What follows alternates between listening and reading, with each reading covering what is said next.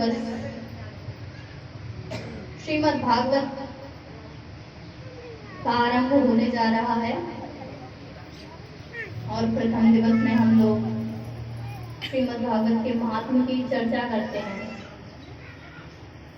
कि भागवत क्यों सुनी जाती है। भागवत 7 दिन में ही क्यों सुनी जाती है। भागवत सुनने का लाभ क्या है। भागवत से कैसे कैसे पापियों की मुक्ति होती है तथा भगवान का स्वरूप किस प्रकार का है, भागवत क्या है आदि इस प्रकार के प्रश्नों का हम आज उत्तर जानेंगे श्रीमद् भागवत के महात्म्य के द्वारा। तो भगवान का स्वरूप किस प्रकार का है। हम सभी लोगों ने भगवान को बाहरी आवरण से देखा है, जैसे मूर्तियों में देखा है भगवान मनुष्यों की तरह के होते हैं। सभी लोगों ने देखा है कि भगवान के जो बाहरी बॉडी की जो स्ट्रक्चर है, जो शरीर है भगवान का बनावट है, वो एक मनुष्य की तरह की है। परंतु किसी ने भगवान को देखा नहीं है, बस कल्पना करते हैं। पुरानी जो स्टोरी कहानियां वगैरह की उनके माध्यम से हम लोग सोचते हैं कि हाँ भगवान हमारी तरह के होंगे, क्योंकि कृष्ण ने तो हमारे ब्रज में रहकर के लीलाएं की हैं बहुत सारी।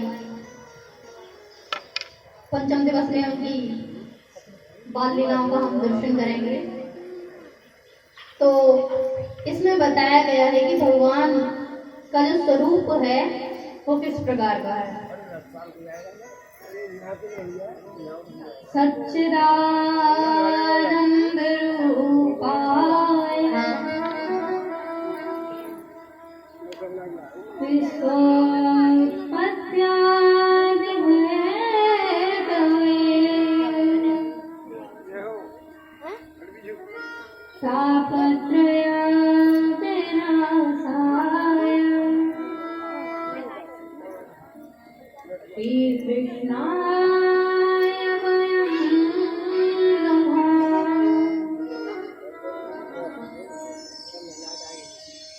तो भगवान का स्वरूप किस प्रकार का है।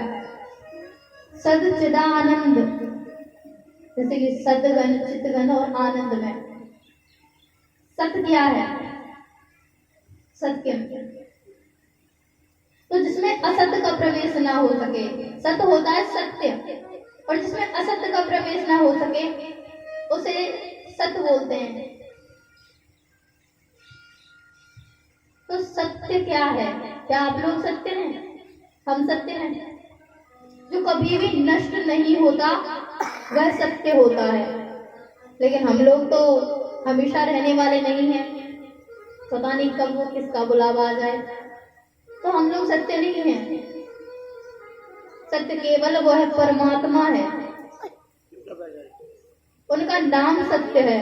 हम मर जाएं, कोई कहीं भी, सबको जाना ही है, लेकिन उसका नाम कहीं नहीं जा सकता।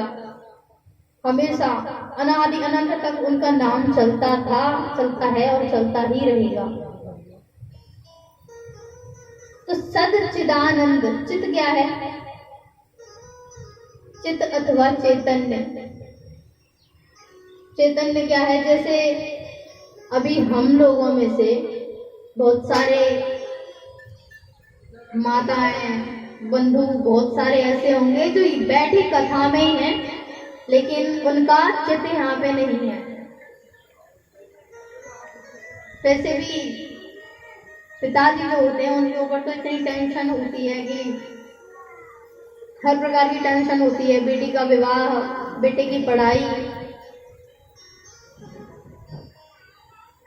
तो बैठे तो इस कथा के पंडाल में ही है, लेकिन जो उनका चित्त है वह यहाँ नहीं है।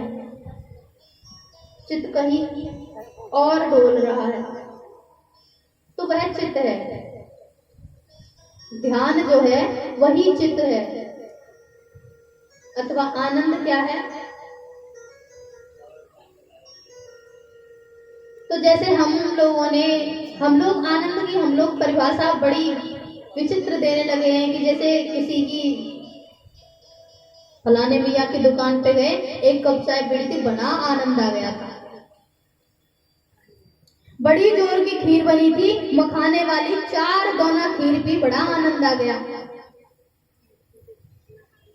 तो ये आनंद नहीं है, ये तो जीव के स्वाद हैं फालतू के। आनंद क्या है? आनंद केवल वह परमात्मा है, उसका नाम है, और उसके सिवाय आनंद कुछ भी नहीं है। वो जब कृष्ण का जन्म होता है तो हम लोग बोलते हैं ना कि नंद घर आनंद भयो जय कन्हैया लाल की। ये तो नहीं बोलते कि नंद घर छोरा भयो जय कन्हैया लाल की, नंद घर कृष्ण भयो जय कन्हैया लाल की। नंद घर आनंद भयो जय कन्हैया लाल की, अवध घरे आनंद भयो जय राजा राम की। तो आनंद केवल वह परमात्मा है और आनंद कुछ भी नहीं है। लेकिन हम तो छोटी छोटी चीजों में भी बस हाँ आनंद है, आनंद को ढूंढने की कोशिश करते हैं। तो आनंद केवल वह आनंद ही दे सकता है, क्योंकि भगवान ही आनंद है, उसका नाम ही आनंद है।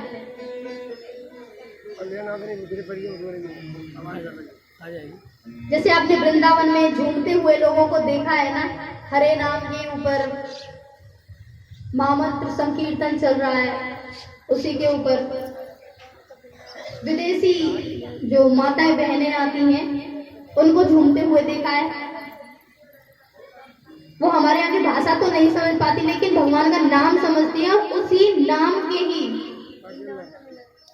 जो नाम है 2 अक्षर के, राम कृष्ण राधा, इन्हीं के नामों में झूमती रहती हैं। तो आनंद केवल और केवल वह परमात्मा है, और आनंद कोई नहीं है, कुछ भी नहीं है। जैसे महादेव एक दिन दंडकारण्य में माता सती के साथ में भ्रमण कर रहे थे, तो वहां पर राम जी बैठे हुए जब महादेव को दिखे, तो राम जी को देख करके महादेव ने प्रणाम किया, जय सच्चिदानंद घन पावन। माता सती को शंका हुई कि हमारे देवादिदेव महादेव इस साधारण से कुमार को प्रणाम क्यों कर रहे हैं, वो भी सच्चिदानंद कह करके। महादेव से पूछा, महादेव ने समझाया कि ये भगवान श्री राम है। तो माता सती को समझ में नहीं आया। वो बोली, यदि राम होते, भगवान होते, तो ये रोते ही क्यों?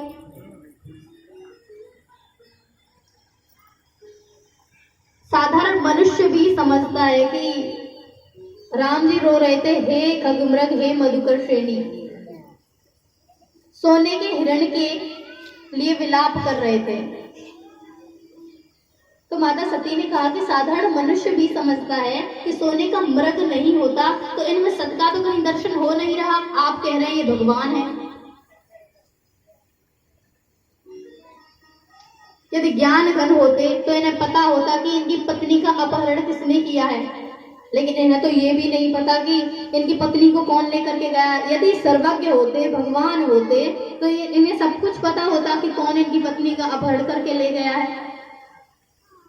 और यदि आनंद घन होते तो ये विलकते ही क्यों? ये तो विलाप में ही विलक रहे हैं। महादेव ने अनंत प्रकार से माता सती को समझाने का प्रयास किया कि देवी, ये उनकी नरलीला चल रही है।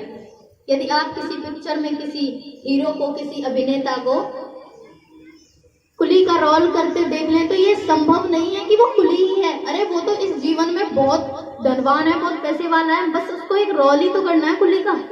लेकिन ये आपकी अज्ञानता है कि आप उसको सचमुच में ही कुली समझने लग जाएं।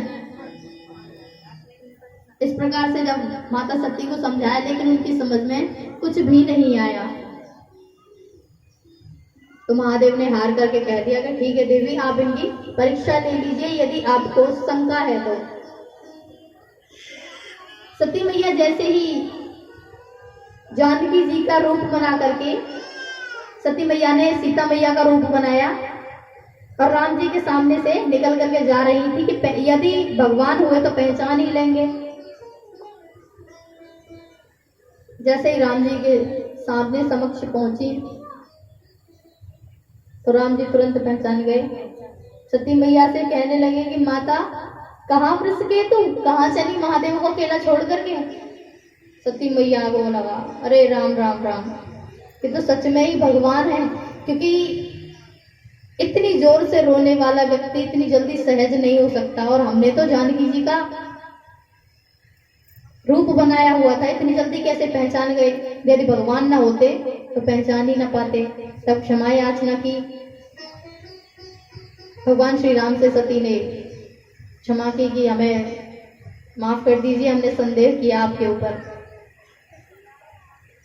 तो जो सच्चिदानंद है वह केवल परमात्मा है। हम लोग आज भागवत श्रवण करने जा रहे हैं।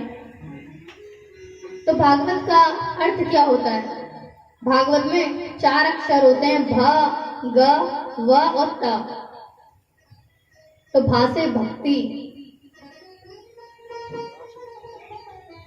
भक्ति किस प्रकार की?